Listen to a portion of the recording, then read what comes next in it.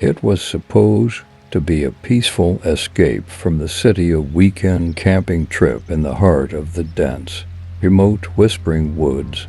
For friends Jake, Sarah, Mark, and Emily had planned it for weeks. The allure of disconnecting from the chaos of daily life and immersing themselves in nature was irresistible. They packed their gear, loaded the car, and headed out just as the sun began to dip below the horizon, painting the sky with shades of orange and pink. The allure of disconnecting from the chaos of daily life and immersing themselves in nature was irresistible. They packed their gear, loaded the car, and headed out just as the sun began to dip below the horizon, painting the sky with shades of orange and pink. The drive was long, but the friends filled the time with laughter and stories, blissfully unaware of the ominous signs they passed along the way-weathered signs warning against entering the woods at night, and tales from locals about strange happenings that were brushed off as nothing more than rural superstitions. By the time they arrived at the campsite, the sky was ink black, with the stars barely visible through the thick canopy of trees. They quickly set up their tents and gathered around a crackling fire. The warmth was comforting, but the cold, biting wind that whispered through the trees sent shivers down their spines. As the night wore on, the conversation turned to ghost stories.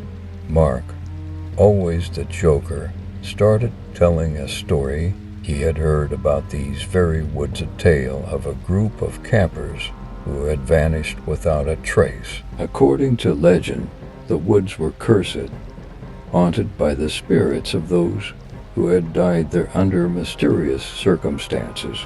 The trees, it was said, could speak, their whispers driving people to madness before claiming them. Yeah, right, Jake scoffed, though he couldn't hide the slight tremor in his voice. It's just a story to scare off tourists. But Sarah, more sensitive to the atmosphere, couldn't shake the feeling that they were being watched. She glanced over her shoulder, half expecting to see something or someone lurking in the shadows. The woods were unnaturally quiet, save for the occasional crack of a branch or rustle of leaves. Suddenly, a loud snap echoed through the night, startling them all. Emily screamed, dropping her cup of coffee. They all spun around, shining their flashlights into the darkness, but there was nothing, just the trees, standing silent and still. Probably just a deer or something, Mark said, trying to sound confident. But the feeling of unease only grew. As the fire began to die down, the whispers started, faint at first, almost indistinguishable from the wind, but soon they became clearer voices, disembodied and distant, murmuring in a language none of them could understand. "Do you hear that?" Sarah whispered, her eyes wide with fear. "It's just the wind," Jake insisted, but even he didn't sound convinced. The whispers grew louder, circling around them, filling the air with a low, unsettling hum. Panic set in as the friends realized they were not alone. The darkness seemed to close in on them, and the trees, once so benign, now loomed like silent sentinels, their branches twisting into grotesque shapes. "Let's just get in the tents and sleep," Emily suggested, her voice trembling. "We'll leave first thing in the morning." Reluctantly, they agreed, retreating to the perceived safety of their tents. But sleep was elusive. The whispers didn't stop. If anything, they grew louder, more insistent. It felt as if the forest itself was alive, watching, waiting. In the dead of night, Jake couldn't take it anymore. The whispers were driving him mad, each one slicing through his mind like a knife. He bolted upright, his heart pounding, sweat dripping down his face. He fumbled for his flashlight and crawled out of the tent. "Jake, where are you going?" Mark called after him, but Jake didn't respond. He stumbled into the woods, the whispers growing louder, guiding him deeper into the darkness. The trees seemed to close in around him, their whispers turning into a cacophony of voices, each one more terrifying than the last. Back at the camp, the others heard Jake's screams, horrific, blood-curdling. Then, silence. They rushed out of their tents, but Jake was gone, vanished into the night. "We need to get out of here," Emily cried.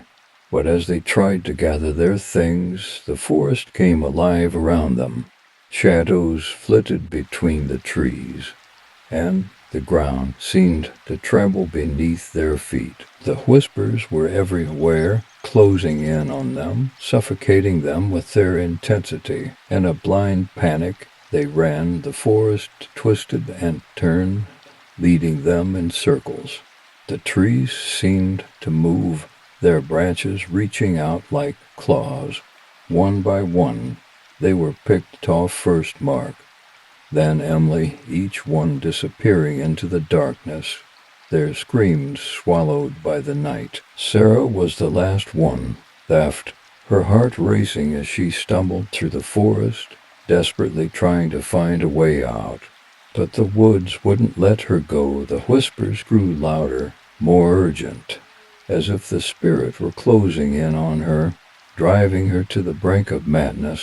Finally, she collapsed, exhausted, unable to go on. The whispers surrounded her, filling her ears, her mind, until there was nothing left but darkness.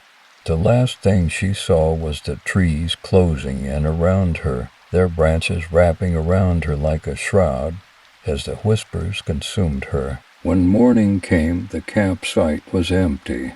The tents were still there, the firewood was untouched, but there was no sign of the four friends. They had become just another story, another legend to be whispered about in the night as the cursed woods claimed more souls.